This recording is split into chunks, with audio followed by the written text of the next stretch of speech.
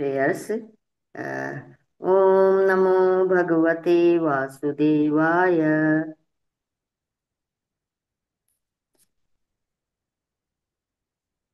Continue ओ- माता जी। ओम नमो भगवते वासुदेवाय। ओम नमो भगवते वासुदेवाय।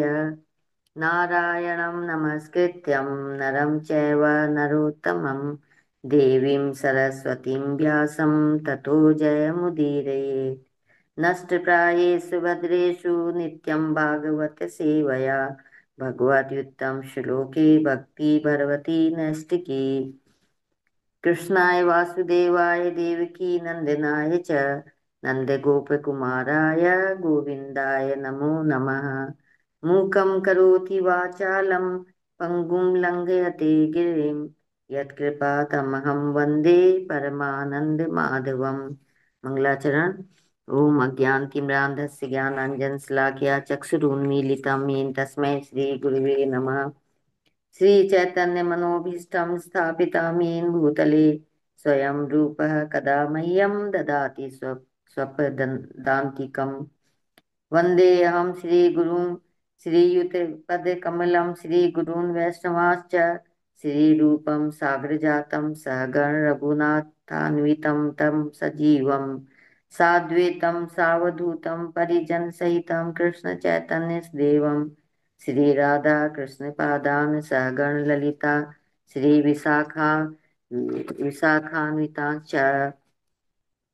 हे कृष्ण करुणा सिंधु दीनबंधो जगतपते गोपेश गोपिका कांत राधा कांत नमोस्तुते।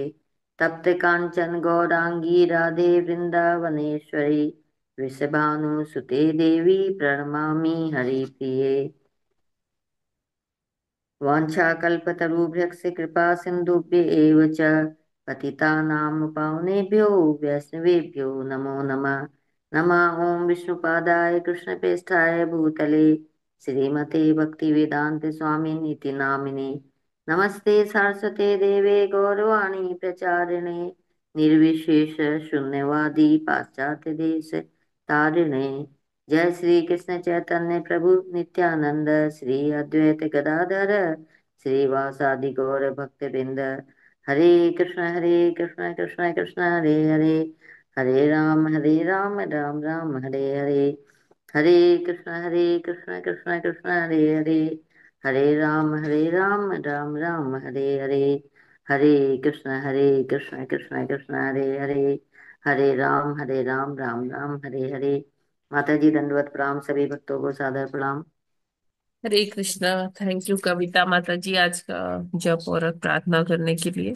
बाकी सभी डिवोटीज का हार्दिक अभिनंदन है आज के इस्कॉन अयोध्या के प्रातःकालीन जप सत्र में। बहुत बहुत अभिनंदन। हरे कृष्णा। हरे कृष्ण हरे माता जी कृष्णा। दंडवत प्रणाम। हरे कृष्णा माता जी, दंडवत प्रणाम माता जी, सभी को दंडवत प्रणाम। हरे कृष्णा। हरे कृष्ण माता जी दंडवत मैं गए प्रणाम। प्रभुपाद जी के कोट का, तो आज का कोट देखते हैं। आज है 31 मार्च। प्रभुपाद जी कहते हैं, हम समाचार पत्र में देखते हैं कि राजनेता कितनी बकवास बातें करते हैं। वह हमारे समय की बर्बादी है। श्रम एव ही केवलम। हमें भगवान विष्णु अथवा श्री कृष्ण के प्रति श्रवण एवं कीर्तन की रुचि को बढ़ाना चाहिए। वृंदावन, 31 मार्च 1976। तो प्रभुपाद जी एक बड़ी जो समाज में अच्छी आदत मानी जाती है, अपने आप को अपडेट रखने की आदत मानी जाती है कि अखबार पढ़ना और न्यूज़ सुनना। तो लोग सोचते हैं कि वो कितने अपडेटेड है, सब पता होना चाहिए, जनरल नॉलेज, जनरल अवेयरनेस। हाँ, इससे कोई मना नहीं कर रहा, लेकिन अ, अपना जो महत्वपूर्ण टाइम है, सुबह सुबह का टाइम है, लोग न्यूज़पेपर ढूंढने में और न्यूज़पेपर पढ़ने में वो लगा देते हैं। तो इस पर प्रभुपाद जी कह रहे हैं, अपने आप को अपडेटेड रखना कोई बुरी बात नहीं है। हाँ, लेकिन उसके लिए बहुत अपना टाइम गवा देना, बहुत श्रम करना, ये उचित नहीं है। क्योंकि देखिए न्यूज़, हमने सुन लिया कि एक विदेश में किसी छोटे से राज्य में, किसी देश में, जहां हमारा कोई लेना देना नहीं है, वहां पे एक घटना घटी ना, हम वहां अपना प्रभाव से उस घटना में कुछ प्रभाव डाल सकते हैं, ना ही उसमें कुछ सुलझा सकते हैं। और फिर भी हम उसमें इंटरेस्ट ले रहे हैं। अभी न्यूज चैनल्स पे तो देखिए दिन भर वो, फिर कोई खबर होती है वो दिन भर चलाते रहते हैं, चलाते रहते हैं। फिर उसकी जो बाल की खाल है वो निकालते रहते हैं।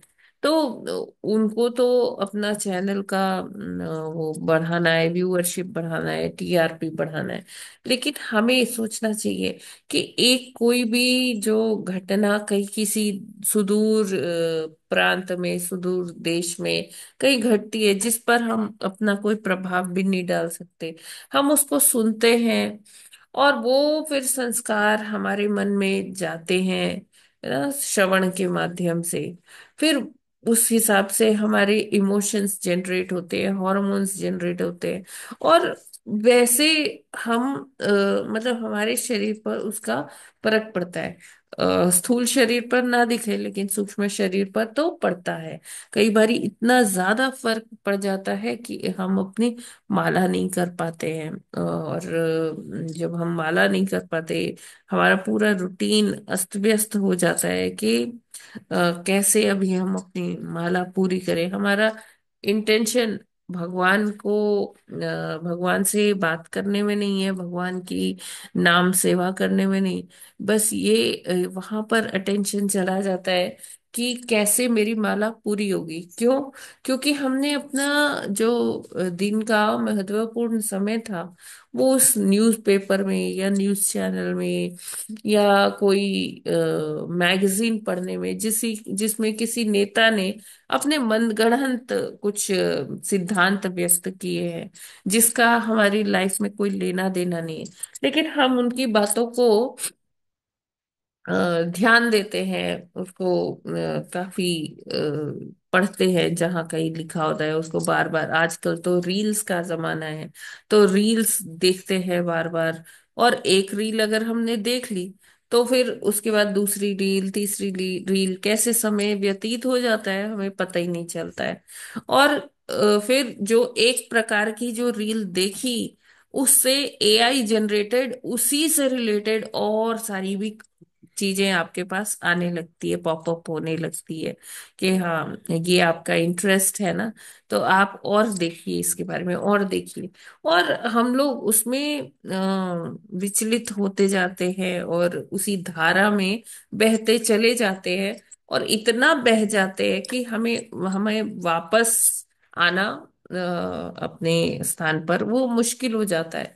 क्यों? क्योंकि एक, जब हम इस तरह की कोई खबर पढ़ते हैं या कुछ देखते हैं, तो हमारे मन में उसके उसके प्रति कुछ संवेदनाएं, कुछ ऐसी वो जनरेट होती है, कुछ उत्पन्न होती है कि हमें फिर उसके बारे में और जानने का मन करता है। अच्छा आगे क्या हुआ, अच्छा आगे क्या हुआ, उसने क्या कहा, उसने क्या कहा।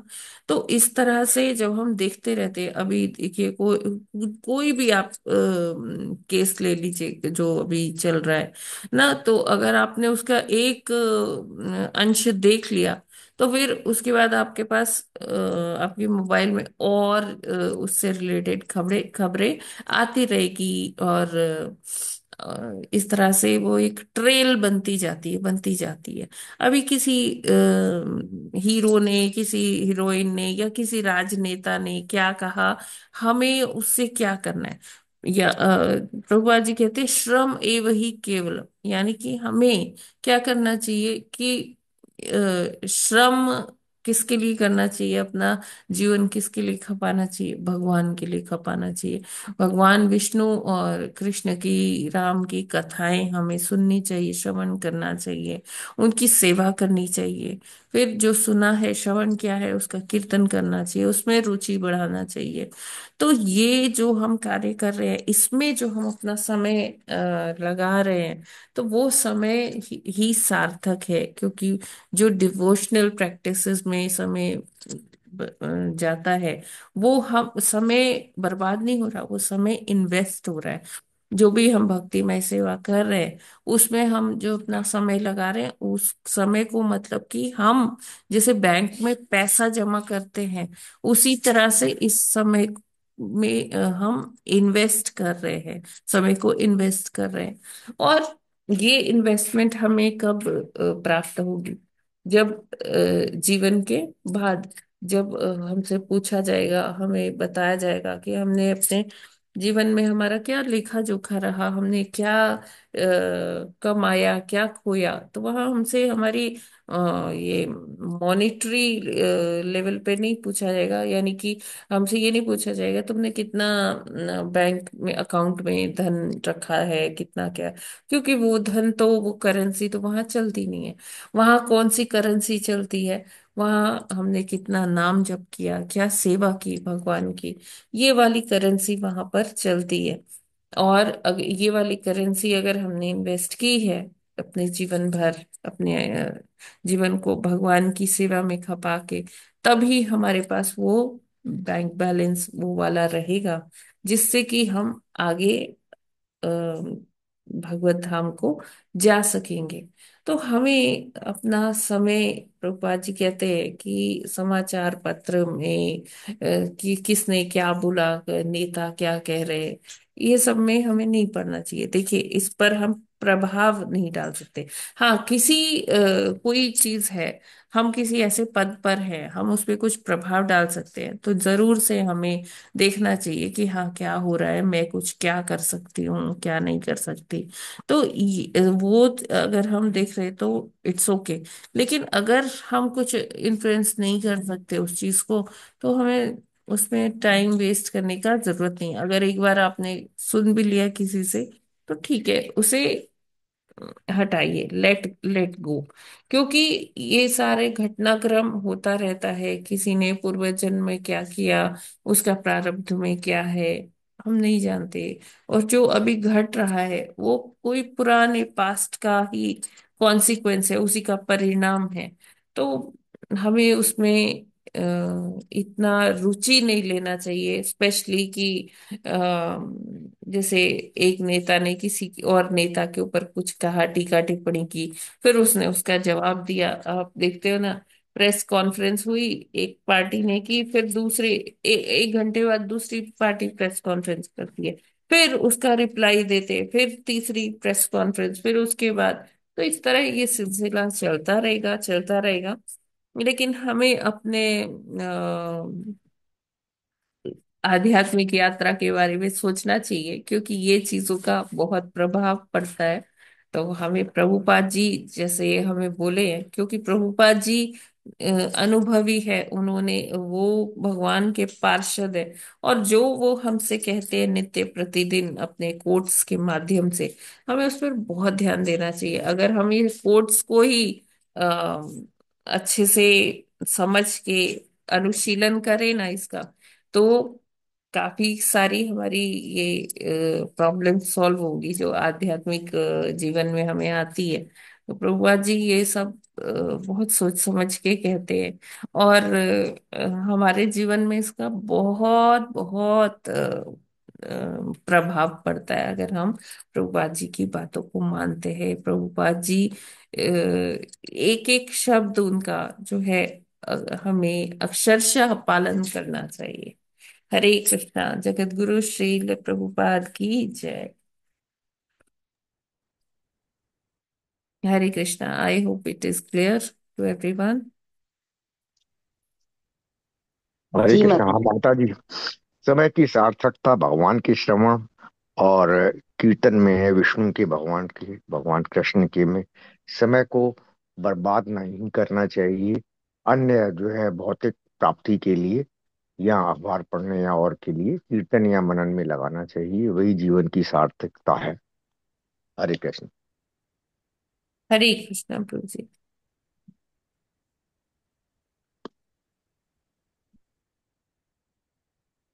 तो कल हमने 27वां श्लोक किया था।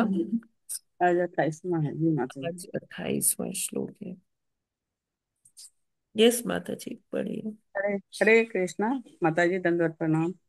प्रणाम। बहुजन विपक्वेन सम्ययोग समाधिना दृष्टम यत्यन्ते यतः अत्यः शून्यागारेषु यत् पदम। हरे कृष्णा। हरे कृष्णा। सभी को दंडवत प्रणाम। बहुजन्म विपक्वेन सम्यक योग समाधिना द्रष्टुम यतन्ते यतयः शून्यागारेषु यत पदम। हरे कृष्णा। हरे कृष्णा। बहुजन्म विपक्वेन सम्यग् योगसमाधिना द्रष्टुं यतन् यतन्ते यतयः शून्यागारेषु यत् पदम्। हरे कृष्णा। सादर प्रणाम। हरे कृष्णा। कृष्ण। बहुजन्म विपक्वेन सम्यग्योगसमाधिना द्रष्टुं यतन्ते यतयः शून्यागारेषु यत्पदम्। हरे कृष्णा माता जी। प्रभु जी सभी को दंडवत प्रणाम। हरे कृष्णा। बहुजन्म विपक्वेन सम्यग् योग समाधिना दृष्टं यत्यन्ते यतयः शून्यागारेषु यत्पदम्। हरे कृष्णा। हरे कृष्ण। बहुजन्म विपक्वेन सम्यग् योग समाधिना द्रष्टुं यतन्ते यतयः शून्यागारेषु यत् पदम्। हरे कृष्ण। हरे कृष्णा। बहुजनं विपक्वेन सम्यग् योग समाधिना द्रष्टुं यतन्ते यतः शून्यागारेषु यत्पदम्। हरे कृष्णा। सभी को दंडवत प्रणाम। हरे कृष्णा। बहुजन्म विपक्केन सम्यग् योग समाधिना द्रष्टुं यतन्ते यतयः शून्यागारेषु यत्पदम्। हरे कृष्णा। सभी भक्तों को दंडवत प्रणाम। माता जी दंडवत प्रणाम। हरे कृष्णा। माता जी दंडवत प्रणाम।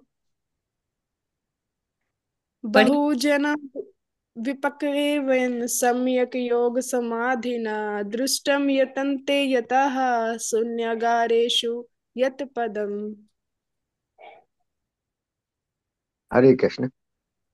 बहुजन्म विपक्वेन सम्यग् योगे समाधिना द्रष्टुं यत्यन्ते यतयः शून्यगारेषु यत्पदम्। हरे कृष्ण।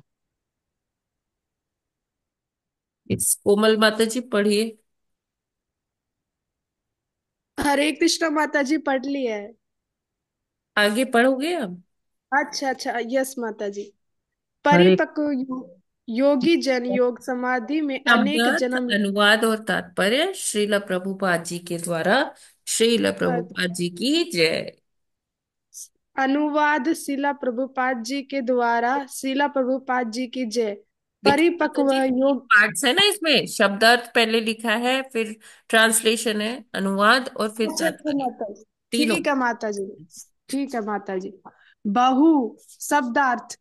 बहु अनेक जन्म जन्मों के बाद विपक्वेन पका हुआ क्रोध सम्यक पूर्णतः योग समाधिना योग में समाधि द्वारा दृष्टुम देखने के लिए यतन्ते प्रयत्न करते हैं। यतः योगी जन शून्य अगारेशु एकांत स्थानों में यत जिसके पदम पाव। अनुवाद शिला प्रभुपाद जी के द्वारा। शिला प्रभुपाद जी की जय। परिपक्व परिपक्व योगी जन योग समाधि में अनेक जन्म लेकर एकांत स्थानों में रहकर श्री भगवान के चरण कमलों को देखने का प्रयत्न करते रहते हैं। तात्पर्य शिला प्रभुपाद जी के द्वारा। शिला प्रभुपाद जी की जय। यहाँ पर योग के संबंध में कुछ महत्वपूर्ण बातें कही गई हैं। बहुजन्म थोड़ा सा विपक्वेन धीरे, शब्द थोड़ा का। सा धीरे पढ़िए। ठीक है माता जी। बहुजन्म विपक्वेन शब्द का अर्थ है जन्म जन्मांतरों तक का पूर्ण योग अभ्यास। एक अन्य शब्द है संभयग योग समाधिना, जिसका अर्थ है योग पद्धति का पूर्ण अभ्यास। योग के पूर्ण अभ्यास का अर्थ है भक्ति योग। और जब तक मनुष्य भक्ति योग को प्राप्त नहीं होता अथवा श्री भगवान की शरण में नहीं जाता, जब तक उसका योग अभ्यास पूर्ण नहीं होता, श्रीमद् भगवत गीता जी में इसकी पुष्टि की गई है। बहु नाम जन्म नाम अंत है, अनेक जन्मों के बाद दिव्य ज्ञान में पक्व निशांता ज्ञानी श्री भगवान जी की शरण में जाता है। करदम मुनि इसी कथन को दोहराते हैं। अनेकानेक वर्षों तक तथा अनेकानेक जन्मों तक योगाभ्यास करने पर मनुष्य एकांत स्थान में परमेश्वर के चरण कमलों का दर्शन कर पाता है। केवल कुछ आसन कर लेने से कोई तुरंत सिद्ध सिद्ध नहीं बन जाता। परिपक्व होने के लिए उसे दीर्घ काल तक अनेक अनेक जन्मों तक योगाभ्यास करना पड़ता है, और वह भी एकांत स्थान में जाकर। कोई किसी नगर या सार्वजनिक पार्क में योगाभ्यास नहीं कर सकता और न ही यह घोषित कर सकता है कि मात्र कुछ धन का आदान प्रदान करने से वह ईश्वर बन गया है।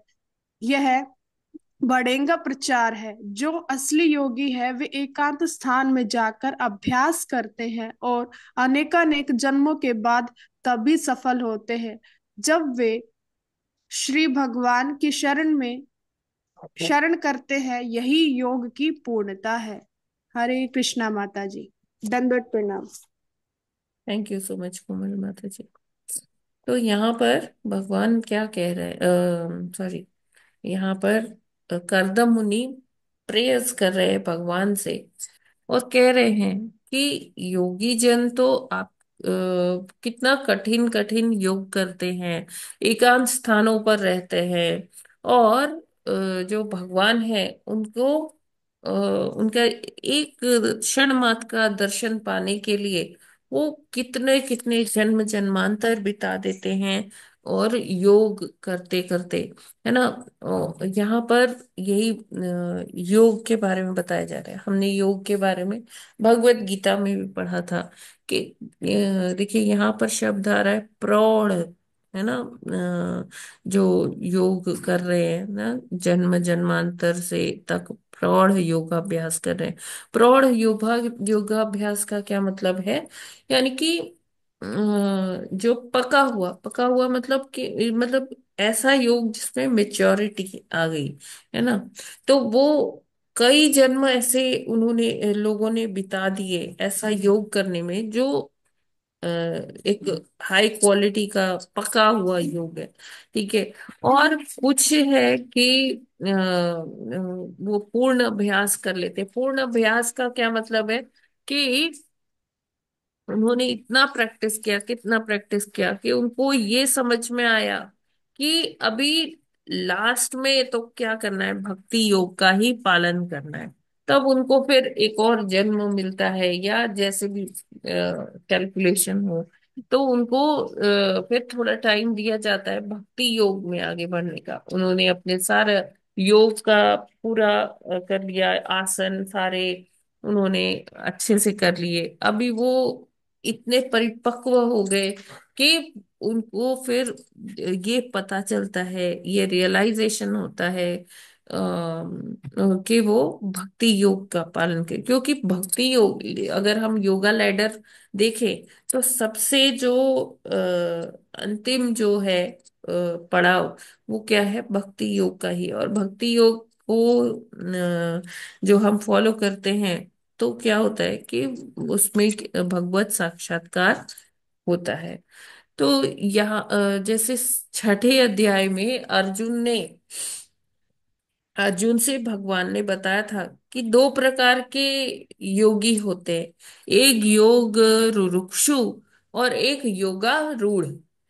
योगारूढ़ वो होते हैं जो योग पर सवार होते हैं, यानी कि योग की सीढ़ी से वो आगे आगे निरंतर बढ़ते जाते हैं, और वो योग में एकदम मेच्योरिटी के मतलब पूर्ण स्तर तक आ चुके, वो कौन है? योगा रूढ़, यानी कि योग पर आरूढ़ है। और एक है योग रुरुक्षु। योग रुरुक्षु क्या है कि वो योग में अभी इनिशियल लेवल पर है, अभी प्राथमिक स्तर पर है। तो वो अभी योग को सीख रहा है, अलग अलग आसन योग में अलग अलग चीजें आती है कि यम नियम, आसन, प्रत्याहार, है ना, धारणा, इस तरह से 8 कॉन्सेप्ट्स हैं योग के। और धीरे धीरे धीरे धीरे मनुष्य इसमें मेच्योरिटी लेवल पर आता है, परिपक्व होता है। अब अर्जुन ऐसा योगी था कि उसने क्या किया था, जब द्रोणाचार्य जी ने एक यंत्र रखा, चिड़िया रूपी यंत्र रखा, तो सबसे पूछा, सब बालकों से पूछा गुरुकुल में कि तुम्हें क्या दिख रहा है, तुम्हें क्या दिख रहा है। तो केवल अर्जुन ने कहा था कि मुझे चिड़िया की आंख दिख रही है। आंख को ही लक्ष्य था, चिड़िया की आंख में तीर मारना, उस यंत्र की आंख में तीर मारना। लेकिन बाकी कोई कह रहा था गुरुदेव मुझे पेड़ दिख रहा, पेड़ पर बैठी हुई चिड़िया दिख रही है। कोई कहता है कि मुझे क्षितिज के आगे एक पूरा पेड़ दिख रहा है, नीचे ऐसी मिट्टी है। कोई कुछ कह रहा है, कोई कुछ कह रहा है, कोई कुछ कह रहा है। लेकिन अर्जुन ने सिर्फ सही उत्तर दिया था कि उसको उस पंछी की आंख दिख रही है। फिर जब द्रौपदी का स्वयंवर था, तो पंचाल नरेश द्रुपद ने क्या किया था, एक मछली का यंत्र बनाया था, जिसको तेल के पात्र में देखकर क्या करना था, नीचे देखकर तेल में मछली देखकर मछली की आंख में तीर मारना था। तो अर्जुन ये भी कर पाए, है ना। और फिर क्या होता है कि एक प्रसंग आता है कि जब अर्जुन दिव्यास्त्रों की खोज में स्वर्ग जाते हैं, तो वहां पर जो एक अप्सरा होती है उर्वशी, वो ना अर्जुन पर आसक्त हो जाती है। तो वो कहती है कि आप मेरे साथ भोग करिए, संभोग करिए। तो अर्जुन उनको बहुत अच्छे से रिप्लाई करते हैं, मना करते हैं। कहते हैं आप तो मेरी माता हैं, अगर इंद्र मेरे धर्म पिता हैं, और आप इंद्र के साथ संग करती हैं, तो इसलिए आप मेरी माता हुई। दूसरा उन्होंने बताया कि आपने महाराज पांडु जो मेरे पिता हैं, मतलब जो उनका बायोलॉजिकल या उनका कह लीजिए जो पांडु, महाराज पांडु से रिलेशन था पांडवों का, तो वो कहते हैं कि आपने उनका भी संग किया है, तो इसलिए उस दृष्टिकोण से भी आप मेरी माता है, तो इसलिए मैं संभोग नहीं कर सकता। तो ऐसा कोई व्यक्ति कैसे कर सकता है जब वो बहुत बड़ा योगी हो, है ना। और अर्जुन इतने बड़े योगी होते हुए क्या कह रहे हैं कि हे कृष्ण, मन बहुत चंचल है, और मैं एक समय वायु को तो अपने बाणों से नियंत्रित कर सकता हूँ, लेकिन अपने मन को नियंत्रित नहीं कर सकता। तो इतना बड़ा योगी जो है अपने मन के बारे में इस तरह के बोल रहा है। तो फिर इससे क्या होता है कि हमें ये पता चलता है कि हमारी स्थिति क्या है। तो ये जो योग है, अलग अलग आसन है, यम नियम है, ये इसीलिए बताए जाते हैं कि हम जो है अपनी जो इनिशियल जो यात्रा है आध्यात्म की, उसमें हम सही से चल पाए, कुछ डिसिप्लिन बना पाए। तो यहाँ पर यही बताया जा रहा है कि कदम मुनि क्या कहते हैं कि जो योगी जन इतने जन्म जन्मांतर से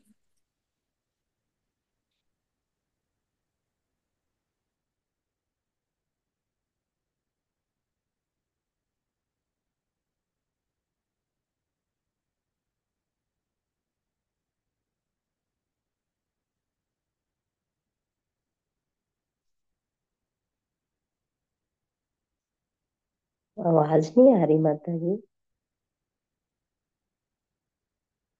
माता जी लगता है बात कर रही है इसलिए आवाज नहीं। अच्छा।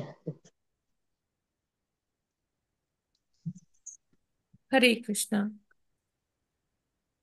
तो यहाँ पर करदम मुनि क्या कह रहे हैं, कहते हैं कि ऐसे जो बहुत जो मेच्योर्ड योगी हैं वो जन्म जन्मांतर लगा देते हैं एकांत स्थानों पर जाकर भगवान की प्राप्ति के लिए वो योग करते हैं। तो भगवान उनको भी नहीं मिलते इतने आसानी से, क्योंकि लास्ट में उनको क्या करना पड़ता है, भक्ति योग का के ही आश्रय में आना पड़ता है ना।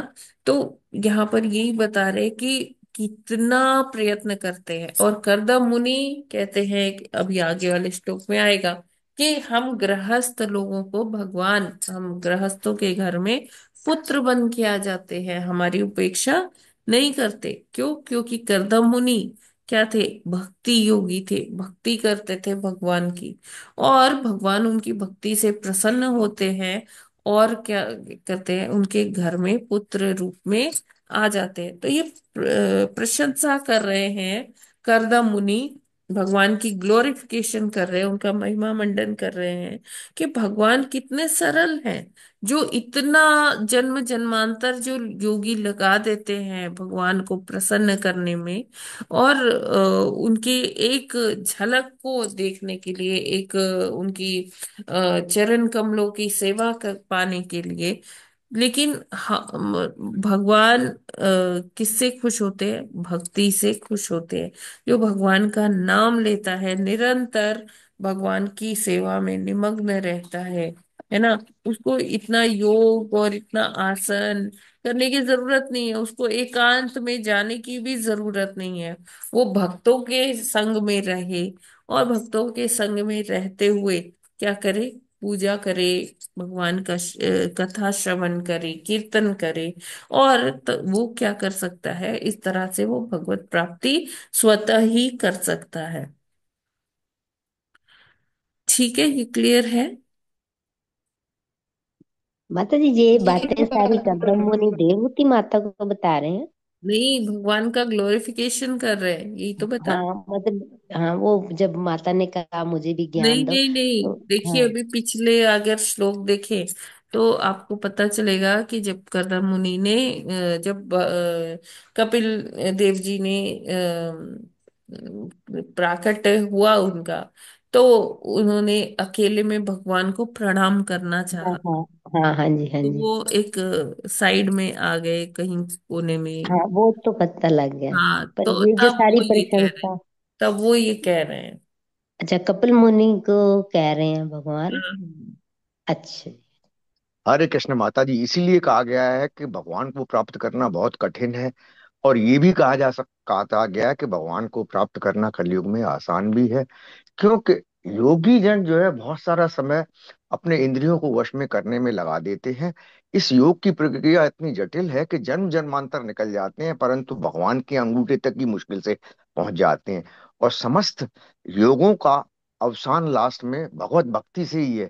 अगर वो भक्ति भगवत अनेक जन्म जन्मांतरों के बाद भगवत भक्ति में लगेंगे तभी भगवान की प्राप्ति होगी। यस। अदरवाइज भक्ति योग से कुछ प्राप्त होने वाला नहीं है। तो ये कठिन जो मेथड है, पूर्व में जब उम्र बहुत लाखों 1 या 2 लाख भी हुआ करती थी या उससे कम थी तब भी यूज करते थे। अब तो उम्र ही कम है। और भगवान की भक्ति तो इतनी सरल और सुगम है कि एक जगह बैठ कर की जा सकती है, श्रवण किया जा सकता है, कीर्तन हरि नाम का, जप, भगवान के दर्शन, मंदिरों में जो है भगवान के दर्शन, चरण स्पर्श, और समस्त कार्य के द्वारा भगवत भक्ति। कहते हैं कि भगवत भक्ति तो इतनी महान है कि भक्ति भगवान की अंतरंगा शक्ति में है।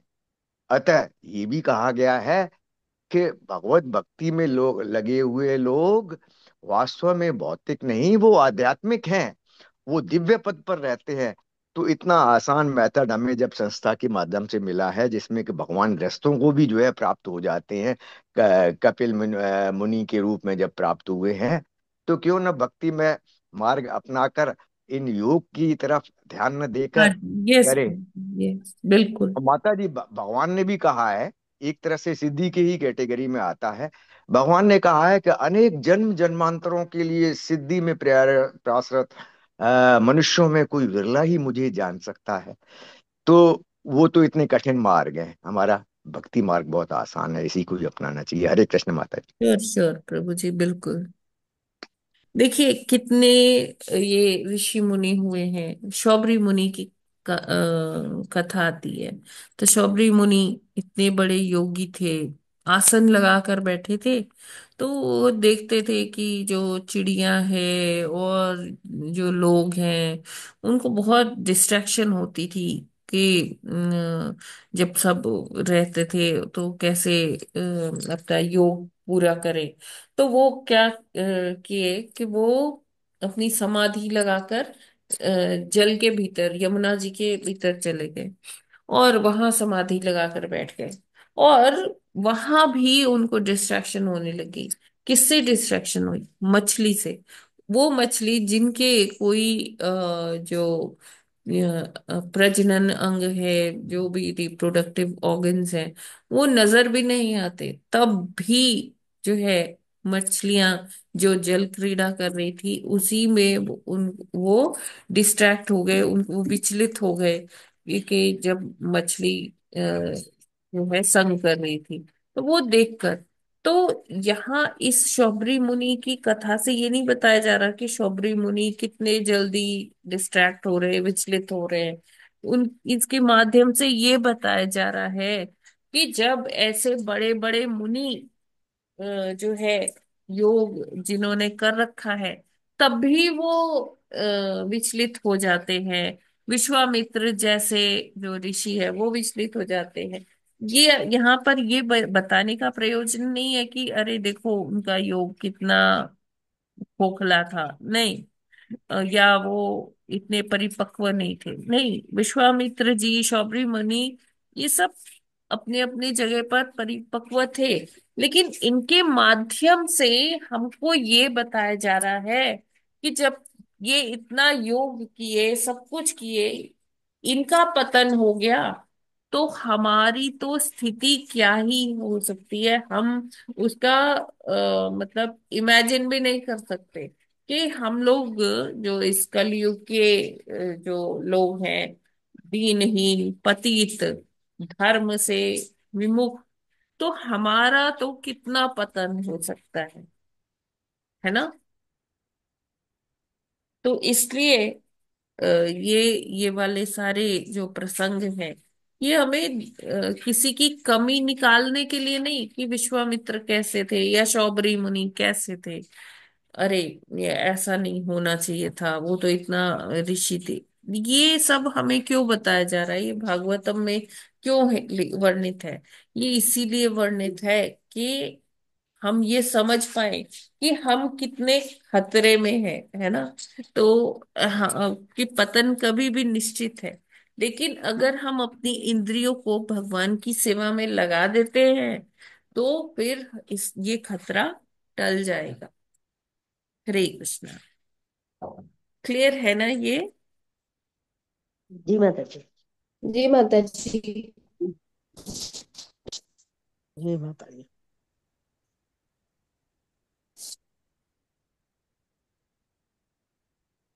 जी माता जी, योगाभ्यास से उतना कंट्रोल नहीं होगा मन, जितना कि इंद्रियों को बिजी रखने से होगा, यही बताया ना।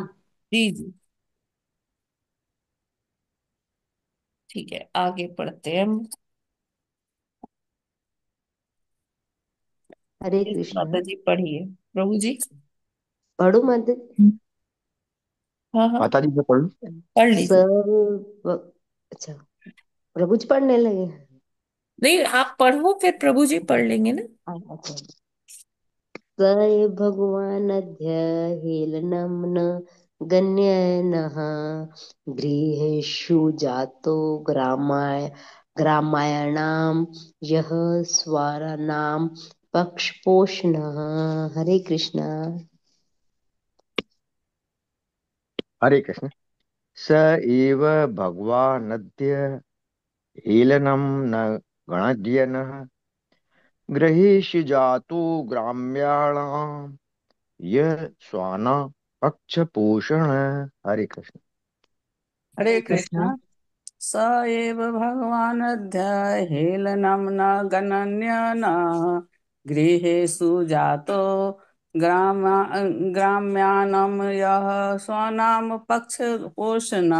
हरे कृष्ण। हरे हरे कृष्ण। कृष्ण।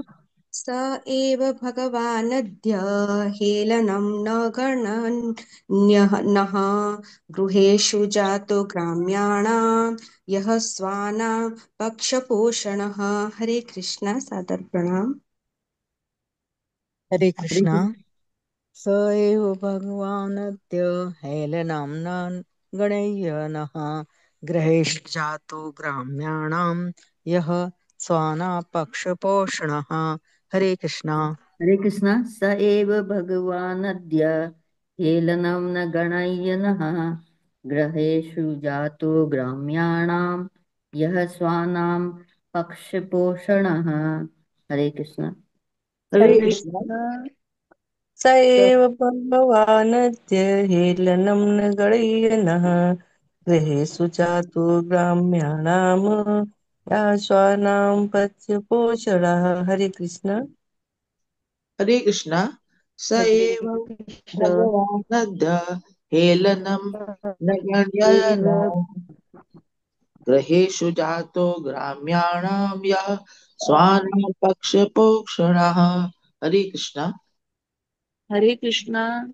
स एव भगवानद्य हेलनं न गरड्य नः गृहेषु जातुर्ग्राम्याणां न स्वानां पक्षिपोषणम्। हरे कृष्ण। हरे कृष्ण।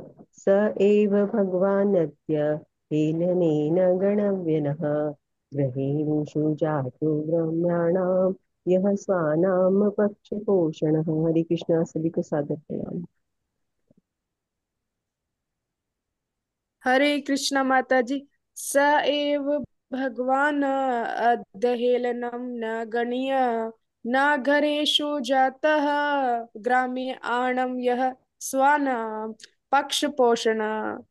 श्लोक संख्या 19 29। 29। 29। 29। हाँ। Yes, माता जी।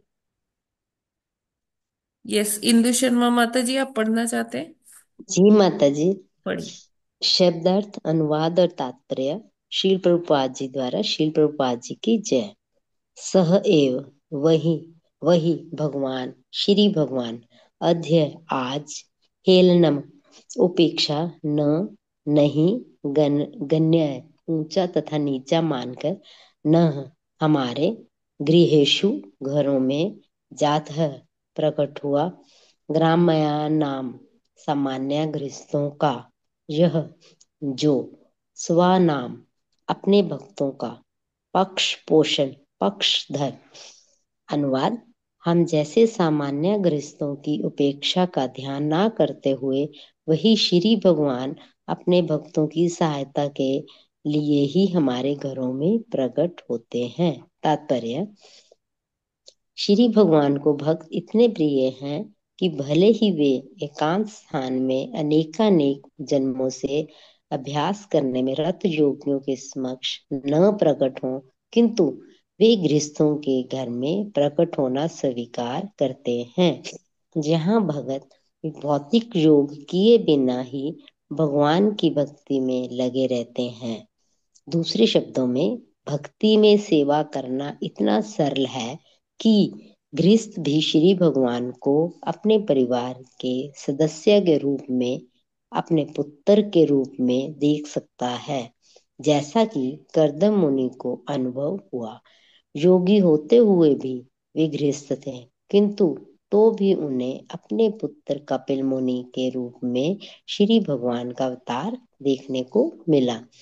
भक्ति योग ऐसी शक्तिमान दिव्य विधि है जो दिव्य साक्षात्कार की अन्य सभी विधियों से श्रेष्ठ है। इसलिए भगवान कहते हैं कि वे न तो बैकुंठ में रहते हैं, न योगी के हृदय में, वरन वे वहां वास करते हैं जहां शुद्ध भक्त निरंतर उनका जप और गुणगान करते रहते हैं। श्री भगवान भक्त वत्सल कहे जाते हैं।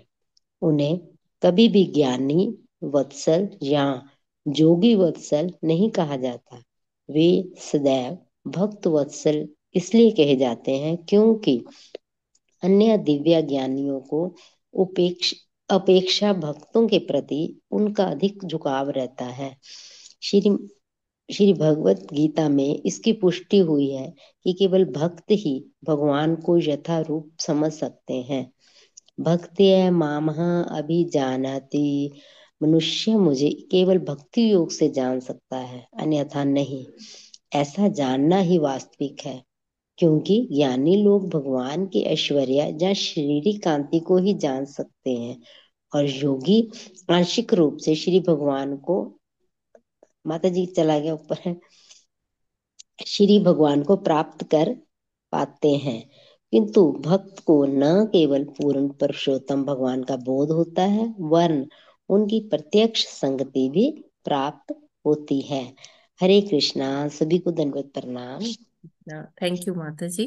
तो इसमें यहाँ प्रभुपाद जी इस तात्पर्य के माध्यम से बहुत क्लियरली समझा रहे हैं कि भगवान को भक्त वत्सल कहा गया है ना। उनका एक नाम भक्त वत्सल भी है। क्यों? क्योंकि वो किसी के ज्ञान से या किसी के ऐश्वर्य से क्या या किसी के योग से भगवान इतने प्रभावित नहीं होते हैं जितना कि भक्ति से होते हैं, है ना। और चाहे कोई योग में कितना ही पारंगत क्यों ना हो, हमने जैसे पिछले श्लोक में देखा, है ना, लेकिन उसे जन्म जन्मांतर लग जाते हैं और वो एक वो मतलब काफी आगे भी बढ़ जाता है योग में, एक ऊंचे स्तर पर भी आ जाता है योग में, लेकिन फिर भी उसका पतन हो सकता है ना। जैसे ही उसे देखिए, अभी तो वो एकांत स्थान में इसीलिए जाते हैं कि कोई उनको विचलित ना कर पाए, लेकिन मान लीजिए कहीं से कुछ कोई विषय आ गया तो फिर क्या होगा कि वो उससे विचलित हो जाएंगे उस विषय से। क्योंकि क्या है कि जो इंद्रियों को उन्होंने क्या कर रखा है एकदम, जैसे आप ऐसा एग्जांपल लीजिए, जैसे एक रबर बैंड है, आपने उसको कस के खींचा हुआ है तो वो उस अवस्था में है। ठीक है, जैसे ही आपने थोड़ा सा ढील दिया, थोड़ा सा अपना फोर्स कम किया, तो क्या होगा कि वो रबर बैंड जो है अपनी वास्तविक पोजीशन में आ जाएगी कि नहीं आ जाएगी? हम्म। जी माता जी जी। माता जी। तो इसी तरह से जैसे जो ये योगी होते हैं, ये अपनी इंद्रियों को इसी तरह से कुछ मतलब संयमित करते हैं, है ना। एकदम योग के बल पे वो करना चाहते हैं, है ना। लेकिन जब तक पूर्णता नहीं मिलती योग की, भले ही बहुत ऊंचे स्तर पर पहुंच गए, प्रौढ़ हो गए योग करते करते, लेकिन हमेशा वो खतरा बना रहता है कि जैसे ही विषय आएंगे, इंद्रिय विषय, तो इंद्रियां उसमें आसक्त हो सकती हैं और फिर पतन निश्चित हो जाता है योग में। लेकिन भक्ति योग में क्या होता है? भक्ति योग में हमने इंद्रियों को कंट्रोल नहीं की, ऐसे नहीं किया है कि जो ही इंद्रियों को नियंत्रण किया, जैसी विषय आएगा सामने तो फिर इंद्रियां उसी में आसक्त हो जाएंगी। नहीं, हमने यहाँ पर इंद्रियों को एकदम फ्री छोड़ा है, भगवान की सेवा में लगा दिया है। किसी को खाना पसंद है तो वो क्या करेगा? भगवान को ऑफर करके फिर प्रसाद लेगा, है ना। और प्रसाद और भगवान में कोई भेद नहीं है, भगवान के प्रसाद में और भगवान में। तो वो प्रसाद पा रहा है, प्रसाद पाके उसका कल्याण ही होगा, है ना। तो इस तरह से सारी इंद्रियों को जब भगवान की सेवा में लगा दिया जाता है तो वहां पर कोई पतन का चांस नहीं है। जैसे कि किसका एग्जाम्पल आता है इसमें? हम्म। हरिदास ठाकुर जी का, अम्बरीश महाराज जी का। अम्बरीश महाराज जी को दुर्वासा जी ने क्या किया? श्रापित कर दिया, उनके उनके पीछे वो कृत्या को भेज दिया कि इसका इनका वध कर दो। लेकिन अम्बरीश महाराज इतने भक्ति में इतने कुशल थे कि उनको वो भगवान पर आश्रित थे, है ना। और उन्होंने सोचा कि अगर मेरी मृत्यु इसी तरह लिखी है तो ठीक है। और उन्होंने कुछ नहीं किया, और भगवान ने अपने भक्त के लिए क्या किसको भेज दिया, सुदर्शन जी को भेज दिया कि ठीक है जाओ। दुर्वासा मुनि ने उनको भेजा है, और सुदर्शन को भगवान ने भेज दिया। और फिर जब दुर्वासा मुनि त्रिलोकी में घूमते घूमते कि सबसे सहायता की गुहार करते करते वो परेशान हो गए, कोई उनके रक्षा के लिए नहीं आया, तब वो भगवान के पास जाते हैं, कहते हैं अब एकमात्र आप ही मेरी रक्षा कर सकते हैं। तो भगवान कहते हैं देखो मैं नहीं करूंगा, मेरे हाथ में नहीं है। आप किसके पास जाइए, जिसके प्रति आपने अपराध किया, आप अम्बरीश महाराज के पास जाइए। अगर वो आपको माफ कर देंगे तभी ये सुदर्शन लौटेगा, अथवा नहीं लौटेगा। तो ये है एक भक्त की शक्ति, एक भक्ति की शक्ति, है ना। और हरिदास ठाकुर, हरिदास ठाकुर के समक्ष वो वेश्या आ गई थी, और वो उनसे कह रही थी, वो नग्न रूप में आई और उनसे कहती है कि उसके साथ संभोग करे।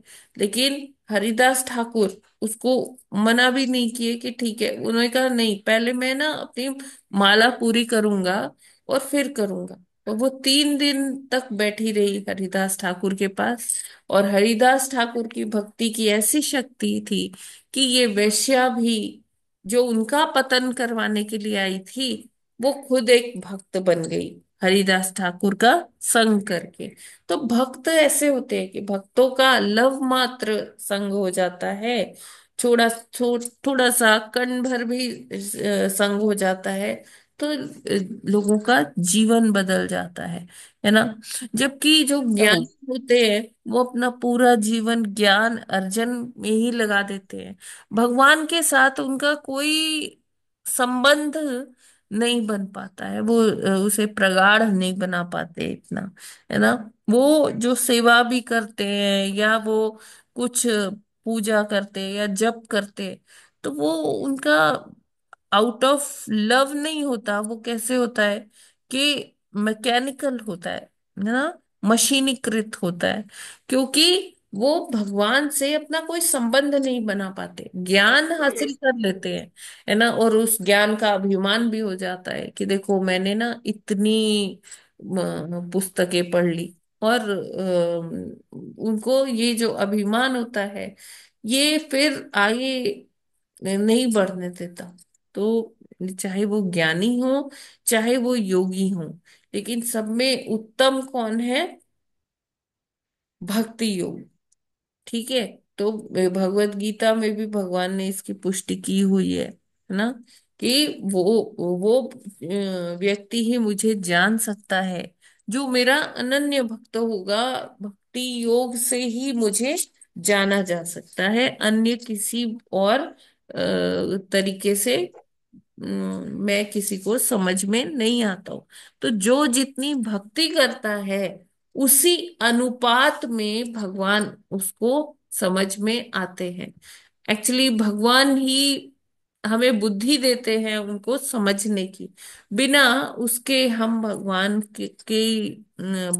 को या उनकी लीलाओं को नहीं समझ सकते। तो अगर हमें भगवान से, देखिए जो भक्त होते हैं ना, भगवान से उनका डायरेक्ट कनेक्शन स्थापित रहता है ना। वो बैठे बैठे अपने इस भौतिक शरीर में अपने सूक्ष्म शरीर से भगवान की लीलाओं में प्रवेश कर जाते हैं, और फिर वापिस आ जाते हैं। तो आदान प्रदान भी होता है भगवान और भक्त का, कि भगवान उनसे, भक्तों से खुश होते हैं और उनको अपनी लीलाओं में प्रवेश दे देते हैं। जैसे कि हमारे कितने आचार्य हुए हैं, षड गोस्वामी हुए हैं, जो लीलाओं में चले जाते थे भगवान की, और फिर जब वो लीला संपन्न होती थी तो वो फिर अपने इस भौतिक शरीर में आ जाते थे। हरे कृष्णा। यस, ये क्लियर है क्या? माता जी इसमें जैसे अभी उनका अमरीश प्रभु जी का और हरिदास ठाकुर जी का जैसे उदाहरण दिया कि वो भक्ति की वजह से भगवान ने उनका साथ दिया। तो इसमें अर्जुन का भी दे सकते हैं क्या, जैसे हाँ जी, उर्वशी का? बिल्कुल बिल्कुल बिल्कुल। उर्वशी की आसक्ति का कोई प्रभाव नहीं पड़ा ना? हाँ, जी। मैं मतलब जो सोच रही थी, मुझे लगा, मैंने कहा ये लोग तो माला जापते थे, तो अर्जुन माला तो नहीं जाप कर रहे थे, ऐसा लगा मुझे, तब मैं पूछा। नहीं नहीं, अर्जुन का भी एग्जाम्पल है माता जी। अर्जुन भगवान के अनन्य भक्त हैं। जी जी। और माला जप तो करते ही है सब, है ना? जी जी। हरे कृष्ण माता जी। जी। भगवान की भक्ति में जो जितना अधिक रत होगा, भगवान अधिक या कम होगा, भगवान उसी के अनुसार उसे ज्ञान देते हैं, तथा हृदय में उसके उपस्थित मौजूद रह के सबके हृदय में होते हैं, ज्ञान के दीपक से अज्ञान को दूर करते हैं। और ये तो बड़ा सरप्राइजिंग है कि भगवान की लीलाओं में भी अनन्य भक्त प्रवेश करते हैं। हम लोगों की भी भक्ति जब बढ़ेगी तो भगवान की अनन्य लीलाओं में भी कुछ लोग जो है प्रवेश कर पाएंगे। भक्ति की महिमा इतनी अधिक है कि भगवान ने कहा है कि अनन्य भक्ति के द्वारा मुझ भगवान को समझा जाता है। और समझने के अलावा भगवान ने ये भी कहा है कि इसी रूप में मेरा दर्शन भी किया जा सकता है। तो अगर हम भक्ति करेंगे तो भगवान को समझेंगे भी और उनके दर्शन करेंगे। परंतु योगी लोग, ज्ञानी लोग इतने ज्यादा संपन्न नहीं है भक्तिमय मार्ग में, अतः उनको अपूर्ण ज्ञान होता है भगवान का, और पूर्णता को नहीं प्राप्त कर पाते। वो बहुत अधिक जन्म जन्मांतरों के बाद वो ब्रह्म ज्योति तक ही पहुंच पाते हैं, अधिक से यस। अधिक, इसलिए योगी मुनि होने। हरे कृष्ण माता जी। जैसे वाल्मीकि जी जैसे भक्त है, वो भगवान की लीलाओं को देखते रहते हैं। तुलसीदास गोस्वामी जी जैसे भक्त हैं, वो भगवान की लीलाओं को देख देख कर लिखते हैं कि हरे क्या। कृष्ण माता जी, लीलाओं में इन्वॉल्व होने का क्या मतलब है कि जैसे कुछ लोग, जैसे तुलसीदास जी थी, तो या मीराबाई थी, तो भगवान क्या उनको सामने आंखों के दिखाई देते हैं हाँ कि हाँ उनको हाँ, देख कर जी उनके? जी जी, बिल्कुल। अच्छा माता जी, हरे कृष्ण। जैसे अनंत बात है सब। सूरदास जी की एक कथा आती है। सूरदास जी नित्य ही भगवान का गुणगान किया करते थे अपनी कुटिया में बैठकर। हमेशा भगवान के ध्यान में ही रहते थे और भगवान से याचना करते थे कि मैं तो अंधा हूं, लेकिन मुझे अपना दर्शन करवाओ। तो भगवान जी रोज आते थे उनका वो भजन सुनने, सूरदास जी का। और इसी तरह से एक बार श्रीमती राधा रानी भी कहती हैं कि मैं भी चलूंगी आपके साथ सूरदास जी का भजन सुनने के लिए। तो भगवान कहते हैं नहीं नहीं, आप रहने दो, फिर हम यहाँ कैसे आएंगे, यहाँ आरती होगी सुबह की, तो आप तो वहीं उसका कल्याण करने में इतना समय नष्ट कर दोगी, तो फिर हम टाइम पर सुबह आरती में आ नहीं पाएंगे। तो फिर श्रीमती राधा रानी बहुत आग्रह करती हैं कि नहीं नहीं, मुझे भी चलना है। फिर भगवान उनको लेकर सूरदास की कुटिया में आते हैं। तो सूरदास जी उसी तरह से भजन गा रहे होते हैं और भगवान श्रीमती राधा रानी से कहते हैं एकदम शांत रहना, कुछ बोलना नहीं। अगर इन्होंने हमारी बातें सुन ली तो ये चुप हो जाएंगे और फिर हमसे हमसे बात करने लगेंगे। मैं भजन सुनना चाहता हूँ इनके। तो भगवान और राधा रानी खुद बैठकर सूरदास जी का वो जो भजन गा रहे थे वो सुन रहे थे, बहुत मगन होके सुन रहे थे। फिर चलने का टाइम होता है तो सूरदास जी को आभास हो जाता है कि भगवान बैठे हैं श्रीमती राधा रानी के साथ। तो सूरदास जी ना चल पड़ते हैं कुटिया से। तो भगवान और राधा रानी डिस्कस करते हैं कि अरे ये तो अंधे बाबा है, ये इनको कहीं ठोकर लग सकती है, कहाँ जा रहे हैं। तो सूरदास जी ना एक गड्ढे के पास जाते हैं और उसमें जानबूझकर गिर जाते हैं।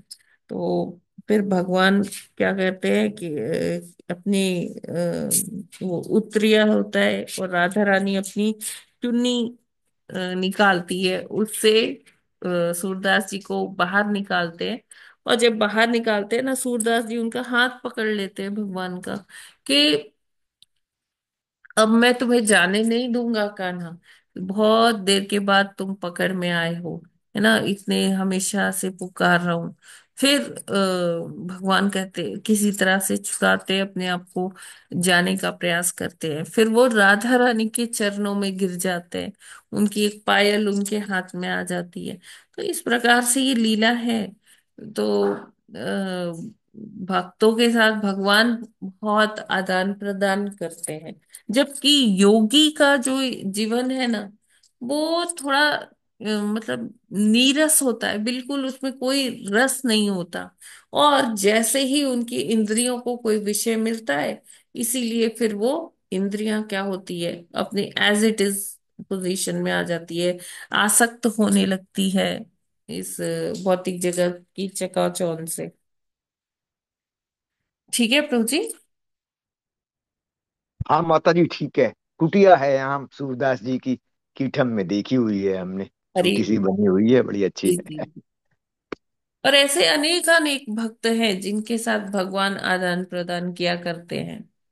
हाँ माता जी, जब भक्ति हम लोगों की ज्यादा जो है उन्नत होगी तो भगवान आदान प्रदान करेंगे जरूर। तो हरे कृष्ण। जी। हरे कृष्णा माता जी। हाँ जी माँ। ये सूरदास जी की फोटो देखूं तो उनके सामने बाल रूप में है ना कृष्ण जी? कई बार हाँ फोटो हाँ वगैरह हाँ कहीं हाँ देखते हैं। हाँ।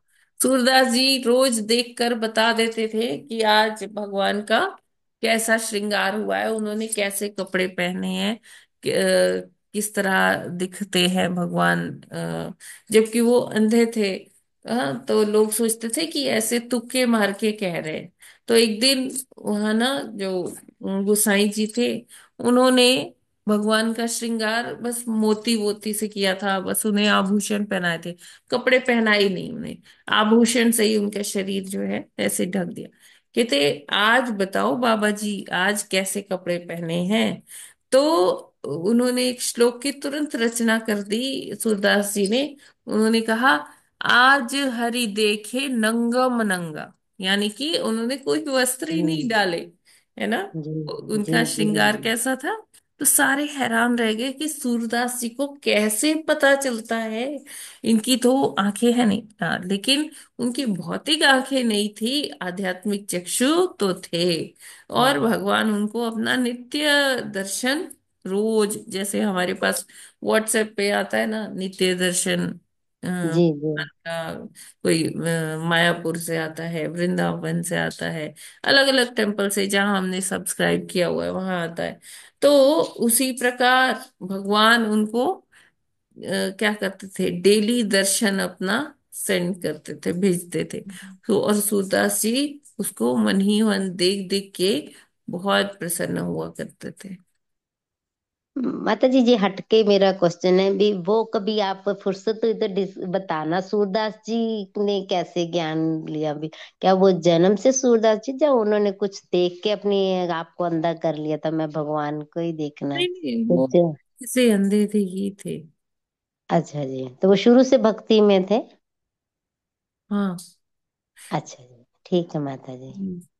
हरे कृष्ण माता जी। जी। हरे कृष्णा। सादर प्रणाम माता जी। जी माता जी बताइए। माता जी, एक सूरदास थे और एक वो जो हरिदास थे। हाँ जी। दोनों ही अंधे थे माता जी, और दोनों ही कृष्ण भक्ति में थे। और लेकिन दोनों अलग पात्र हैं, है ना। हाँ हाँ हाँ जी। हाँ। तो सूरदास जो थे अम, वो जो वेश्या को देख के वो हो गए थे, और नहीं नहीं हरिदास। नहीं हाँ? नहीं, हरिदास ठाकुर का है। अंधे थे, वो भी अंधे थे, और वो भी माला करते थे। और हम आप बोलते हैं ना, सूरदास अब आप बोलते हैं ना माता जी की भक्त शिरोमणि हरिदास की जय, या कुछ बोलते हैं ना माता वो जी। सूरदास नहीं, वो हरिदास हाँ, नाम। हरिदास जी, हाँ हाँ हाँ। नामाचार्य हरिदास ठाकुर की जय। हाँ, नामाचार्य हरिदास ठाकुर की जय। हाँ, तो तो Surdas Surdas. Is, sorry, Surdas is different. अच्छा, ठीक है माता जी। वो अलग अलग टाइम पीरियड भी उनका है कि सेम टाइम पीरियड है? हाँ, सेम भी हो सकता है, मेरे को इतना पता नहीं माता जी। ठीक है माता जी। ओके। हरे कृष्ण हम्म। माता जी। ज्ञान के चक्षुओं से देखेंगे भक्ति में सेवा के द्वारा तो भगवान की लीलाओं में भक्त लोग भी प्रवेश कर पाएंगे, जो रोज रोज सुबह इतनी भक्ति के लिए भगवान की बैठे रहते हैं। हरे कृष्ण। यस प्रभु जी, हरे कृष्ण। ठीक है, और कोई प्रश्न है क्या?